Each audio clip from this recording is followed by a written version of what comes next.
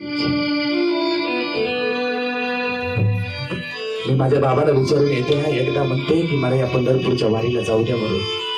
तेवढ्या छोटीशी नागू पळत पळत बाबाकडे आली. बाबा, हो बाबा, हो बाबा,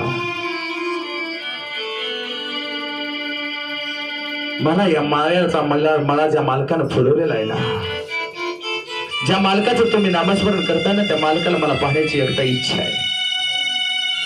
बाबा, माझी एकच इच्छा पूर्ण करा, मला एकदा या दिल्लीत जाऊ द्या ना. बाबा, एकदाच्या दिल्लीत जाऊ द्या, पंढरपूरचा मालक मला एकदा पाहू द्या. सावता बाबांनी सांगितलं, खबरदार नागो,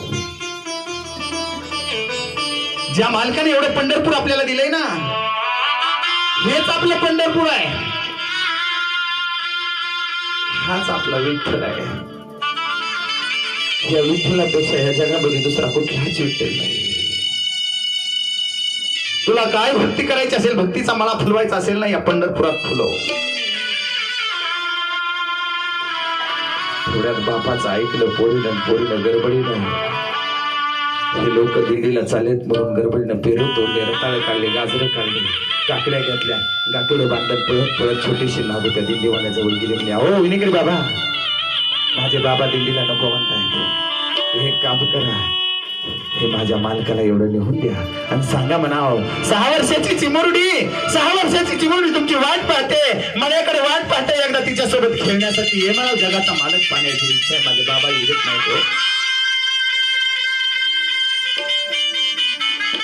नाही बापू, या विनेकऱ्याचं गाठोड जवळ घेतलं आणि हे पोरी, याच्यामध्ये काय म्हणून कंबरड्यात लाद पडेल लाद घातली. असा आवाज गेला, आई ग बाबा. जसा आवाज गेला तसे सावता बाबा आणि सगळे पळत आले आणि पळत आल्याच्या नंतर डागूला पाहिलं. डागू पाण्यात.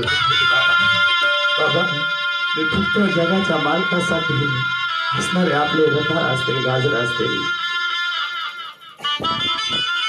ईश्वराच्या मालकानं जे पिकवलेला मीच यांच्याकडे दिलं, मी यांना काही बोलले नाही बाबा, पण यांनी मला लाद घातली. सावता बाबांच्या तोंडातून शब्द गेला, हे काय म्हणता हो, अरे जर तुम्हाला लहान लेकरामध्ये देव पाहता येत नाही ना, तर पंढरपूरचा मालक तुम्हाला भेट देणार नाही. अरे त्याला लहान लेकरामध्ये देव दिसत नाही, लहान लेकराच्या कमरण्यामध्ये तुम्ही लाद घातली ना,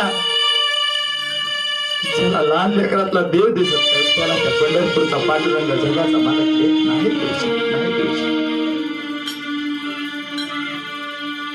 दिंडीवाल्यांनी सांगितलं, अरे याच्या नादाला लागू नका, हे पागल झालंय, हे कांद्याला मुळ्यालाच विठ्ठल म्हणते, हे स्वतःच्या माझ्यालाच पंढरपूर समजते, हे स्वतःलाच महान समजते.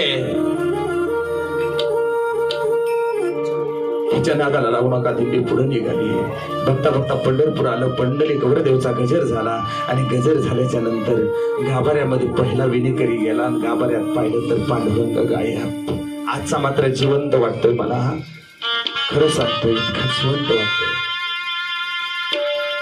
तुळशीवाले वृंदावन घेणारी बाई गेली, गाभाऱ्यातून देव गायब. दिंडीतले सगळेच माणसं गेली, गाभाऱ्यातून देव गायब.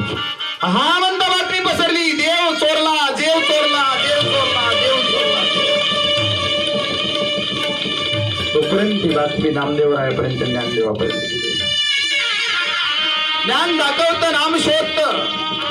ज्ञान आणि नाम देत श्रीराम महाराज एकत्र येत नाही, तर जगाचा मालक घर नाम देत असतोय. नाम आणि ज्ञान एकत्र आलं पाहिजे. नुसतं नामही नाही आणि नुसतं ज्ञानही नाही. ज्ञानदेवानं सांगितलं, ज्या वाटेनं तुळशीच्या मळ्याचा वास येतो त्या मळ्याच्या वाटेनं चला. आणि ज्ञानदेव पुढे चढू लागले, नाम पाठीमागं चढू लागलं. तेवढ्यात देवाने ठरवलं खेळ खेळायचा आहे. खेळ खेळू लागले. तेवढ्यात सांगितलं, हो सावतोबा, मी आलो. देवा तुम्ही आला. साधू संत देवाला ओळखतात. तुम्हाला आम्हाला देव ओळखू येत नाही, पण साधू संतांना देव ओळखू येतो बरं का. आणि सावता बाबाला देव म्हणतो, सावता, हे सावता, अरे मला लपण्यासाठी जागा दे. देवाकडे डोळे विस्फारून पाहिला आणि सावता बाबा म्हणतात, देवा